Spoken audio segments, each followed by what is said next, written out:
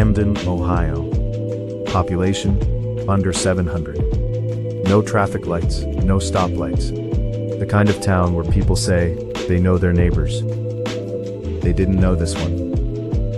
On June 30th, 2026, deputies executed a search warrant at a house on a quiet road outside town. By the time they left, 16 children had been carried out. 4 adults were in handcuffs. And Ohio's Attorney General was standing in front of cameras, calling what his team had just witnessed pure evil. This is what happened inside that house, and how it stayed hidden for years. Start with the numbers, because the numbers tell you almost everything before the story even begins. 1,336 square feet, 5 rooms, 1 bathroom, an unfinished basement, adding another 518 square feet. 20 people lived inside it. That's an average of about 67 square feet of space per person. For comparison, a standard prison cell is roughly 80. 16 of the 20 people in that house were children.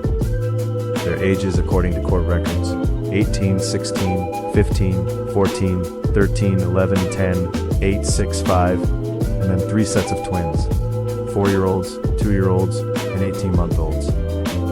Property records show the home was held in a trust, under the name of a Hamden woman who died in April of 2025. The taxes were current. The most recent payment, under $961, was made in February. On paper, this was an ordinary house. Nothing in a government database that would tell you 16 children were living inside. The warrant executed on June 30th brought deputies from the Vinton County Sheriff's Office, working alongside agents from the Ohio Bureau of Criminal Investigation. What they found went beyond what the warrant anticipated. Attorney General Andy Wilson addressed the press within hours. "This is pure evil, what we saw down here today," Wilson said. He would later describe the scene as almost beyond comprehension, a phrase he did not choose lightly. Wilson has spent a significant part of his career prosecuting cases involving child abuse. 16 children were removed from the home that day. Several were in serious medical condition. 2 were airlifted to trauma centers in Columbus, roughly 90 minutes north, because their injuries required care the local hospital could not provide. This is the part of the case investigators say is the hardest to process. According to reporting from the Associated Press, the 16 siblings had reportedly been confined largely to a single room for much of the past 4 years. Human waste was reported throughout the space. One account describes the enclosure as roughly 12 feet by 12 feet. 12 by 12, for 16 children, for 4 years. Vinton County Sheriff Ryan Kane told reporters the investigation would take time, not because evidence was missing, but because of the condition of the witnesses. "They can communicate," Kane said, "but it's extremely limited, and some not at all." The oldest child, 18 years old, was described by prosecuting attorney William Archer as developmentally still a minor. According to Archer, she could not spell her own name. Multiple officials, speaking to different outlets, used the same word to describe the children when they were found: feral. Not one of the 16 children had ever been enrolled in the local school district. 4 adults were arrested on June 30th and arraigned 2 days later. Prosecutor William Archer confirmed all 4 face felony child endangerment charges. Authorities have described the defendants as the children's parents and 2 grandparents. Attorney General Wilson called it an intra-family case. As of this reporting, investigators have not fully confirmed the specific parentage of all 16 children, a detail that reflects just how complicated this case has become. All 4 pleaded not guilty. Judge Lena Featheroff Rogers set bond at $300,000 per defendant. 3 of the 4 had legal counsel assigned within a day. This is the question the town keeps asking. Hamden is small. People notice cars, people notice strangers. And yet a family of 20 existed here for years at the edge of the community's awareness. "It's horrific," neighbor Daniel Harmon told local station WSYX. "That's as nasty, it's horrific, it really is." Part of the answer may be structural. Ohio, like many states, places limited oversight on families who choose not to enroll children in school. A child who never appears in a school database doesn't trigger the daily check-ins, the missed homework, the visible bruise, the teacher who notices something is wrong, that catch many at-risk children elsewhere. Part of it may be geography. Vinton County is the least populous county in Ohio, and one of the poorest. Homes sit far apart. Isolation that looks like privacy from the road can hide almost anything behind it. The 16 children are now receiving medical care, away from the home. Authorities say there is no continuing danger to the public. The 4 adults remain in custody. The felony charges filed so far may not be the last. Officials have said the investigation is active, and additional charges have not been ruled out as interviews, medical exams, and forensic work at the property continue. For the children, the harder road is just beginning. Officials have acknowledged that years of isolation appear to have affected their ability to communicate. Rebuilding safe, stable lives for 16 siblings, who spent much of their childhood confined to one small room, is expected to take years, not months. 20 people lived inside a house built for a fraction of that number. 16 of them were children. And a small town that thought it knew its neighbors is still trying to understand how this happened right beside them, for 4 years, unnoticed. The investigation continues. This story will be updated as new information becomes available. This account is based on statements from the Ohio Attorney General's Office, the Vinton County Sheriff's Office, the Vinton County Prosecuting Attorney's Office, and reporting from the Associated Press, CNN, ABC News, PBS NewsHour, WSYX, WSAZ. Hamden, Ohio, is not a place most Americans could find on a map. It is a village of roughly 700 people, tucked into the hills of Vinton County, in the poorest county in the state.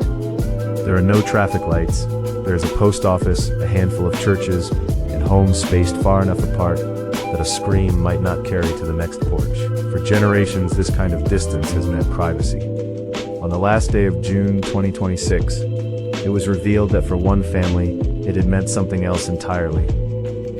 On the morning of June 30th, deputies from the Vinton County Sheriff's Office arrived at a modest house along a rural stretch of road in Hamden. They came with agents from the Ohio Bureau of Criminal Investigation and a search warrant.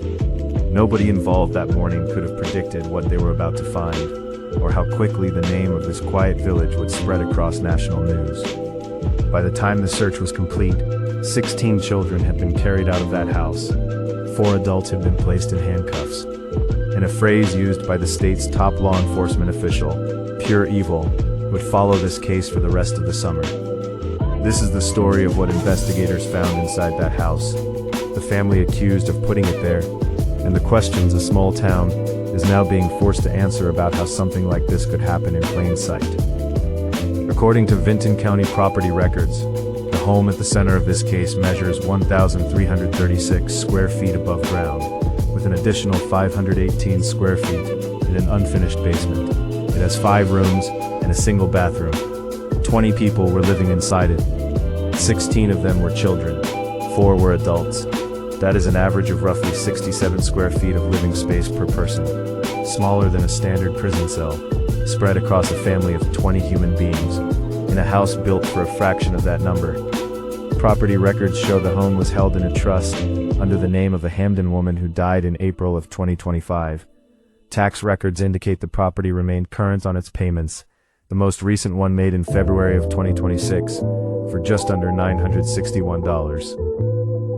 On paper, everything about this house looked ordinary. Bills were paid, taxes were filed, no red flag in a county database hinted at what investigators would later describe as one of the worst scenes of child endangerment many of them had encountered in their careers. The search warrant executed on June 30th was not, by most accounts, a routine welfare check. Law enforcement arrived prepared for a serious investigation. What they found inside exceeded what the warrant anticipated. 16 children were removed from the home that day. Their ages ranged from 18 months to 18 years old. Court records reviewed by local news outlets listed their specific ages as 18, 16, 15, 14, 13, 11, 10, 8, 6, 5, 4, 4, 2, 2, and 1.5. The repeated ages reflecting 3 sets of twins among the 16 siblings. Several of the children were found in what officials described as serious medical condition. 2 were airlifted to trauma centers in Columbus, roughly an hour and a half north, because the severity of their injuries required a level of care the local area could not provide. Ohio Attorney General Andy Wilson addressed reporters within hours of the search. His words were brief and they were blunt. "This is pure evil, what we saw down here today," Wilson told the assembled press. He would later elaborate that the conditions inside the home were, in his words, almost beyond comprehension, a description he did not use lightly, given a career that has included prosecuting a significant number of child abuse and neglect cases. Vinton County Sheriff Ryan Kane, appearing alongside Wilson, cautioned that the investigation would take time to fully unravel, not because evidence was lacking, but because of the condition of the primary witnesses. The witnesses in this case were the children themselves. What investigators encountered inside that house was, according to multiple officials briefed on the case, a level of neglect that went beyond physical deprivation. It appeared to have affected the children's basic ability to communicate. "One of the investigative challenges is that they are limited," Sheriff Kane said, referring to the children. "They can communicate, but it's extremely limited, and some not at all." According to reporting from the Associated Press, the 16 siblings had reportedly been confined largely to a single room for much of the past 4 years. Human waste was reported throughout the area where the children were kept. One account of the case describes an enclosure measuring roughly 12 feet by 12 feet, an area smaller than many home offices or bedrooms, where investigators believe the children spent a significant portion of that 4-year period. The oldest of the 16 children, 18 years old, was described by Vinton County prosecuting attorney William Archer as developmentally still a minor. According to Archer, this 18-year-old was unable to spell her own name. Multiple children were described by people close to the investigation as appearing almost feral, a word chosen not casually, but repeated across several independent news accounts of the case, attributed to authorities directly involved in removing the children from the home. None of the 16 children, according to the Vinton County School District, showed any record of enrollment as students in local schools. For a family of this size to exist for years without a single child appearing in the local education system raises a question that has become central to this case. How does a household this large remain invisible to every institution designed to notice when a child is in danger?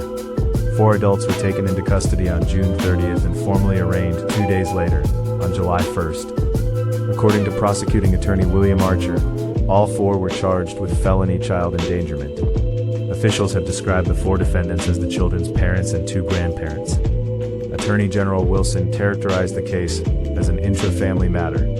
As of this reporting, authorities have not yet fully confirmed the specific parentage of all 16 children, a detail that speaks to the complexity investigators are working through, given the scale of the family and the limited ability of the children themselves to provide information. All 4 adults pleaded not guilty at their arraignment. Judge Lena Featheroff Rogers set bond at $300,000 for each defendant. By the following morning, 3 of the 4 had been assigned legal counsel. The identities and exact relationships of the 4 defendants to one another, and to the 16 children, remain part of an active and ongoing investigation. In the days following the search, a single question has dominated conversation in Hamden. How did nobody know? This is not a large town. It is the kind of place where residents often recognize their neighbors' cars, where a new face at the gas station gets noticed. And yet, according to multiple local accounts, the family living inside that 5-room house had existed at the edge of the community's awareness for years, largely unseen. One neighbor, Daniel Harmon, described his reaction to local station WSYX in stark terms. "It's horrific," Harmon said. "That's as nasty. It's horrific. It really is." The Associated Press, in its coverage of the case, captured the sentiment of a community grappling with a kind of collective guilt. The sense that 16 children had been suffering, as one report put it, right under the town's nose, and that nobody had been in a position to help them. Part of the answer may lie in the fact that none of the children were enrolled in school, the single institution most likely to notice a child's absence, injuries, or signs of neglect on a near daily basis. Homeschooling laws in Ohio, as in many states, place relatively limited oversight requirements on families who choose not to enroll their children in public or private schools. A family that never appears in a school database does not trigger the kinds of automatic check-ins that catch many at-risk children elsewhere. There is also the matter of geography. Vinton County is the least populous county in Ohio, and one of its poorest. Homes here can sit on large plots of land, set back from the road with few nearby neighbors positioned to observe daily life. Isolation that might read as peaceful in one context can in another become a kind of cover. As of the most recent public updates, the 16 children rescued from the home are receiving medical care and are no longer inside the residence. Authorities have stated that there is no continuing threat to the public. The 4 adults charged remain in custody, held on bond of $300,000 each, awaiting further proceedings. The felony child endangerment charges filed so far may not represent the final scope of the legal case. Officials have indicated the investigation remains active, and additional charges have not been ruled out as more information emerges from interviews, medical examinations, and forensic work at the property. For the 16 children, the more immediate and complicated road lies ahead. Officials have acknowledged that several of them have communication abilities affected by years of isolation. Rebuilding safe, stable lives for children who spent a significant portion of their development confined to a small space, without regular schooling, and reportedly without adequate medical care, is expected to be a long-term undertaking involving child welfare services, medical specialists, and the Vinton County court system. Attorney General Andy Wilson, addressing reporters, was cautious to note that the investigation was still in its early stages, and that piecing together exactly what happened inside that house over 4 years would not happen quickly. What is known, as of this reporting, is this. On a rural road in one of Ohio's smallest counties, 20 people were living inside a house built for far fewer. 16 of them were children. 4 of them now face felony charges, and a small town that prided itself on knowing its neighbors is now asking how a family this large could have existed for years, mostly unseen, until a search warrant on a Tuesday morning in June brought it into the light. The investigation is ongoing. This story will be updated as new information becomes available. This account is based on statements from the Ohio Attorney General's Office, the Vinton County Sheriff's Office, the Vinton County Prosecuting Attorney's Office, and reporting from the Associated Press, CNN, ABC News, PBS NewsHour, and local Ohio news outlets WSYX, WSAZ, and NBC4. Details of the ongoing investigation may change as the case develops. For more of similar content, please like and subscribe.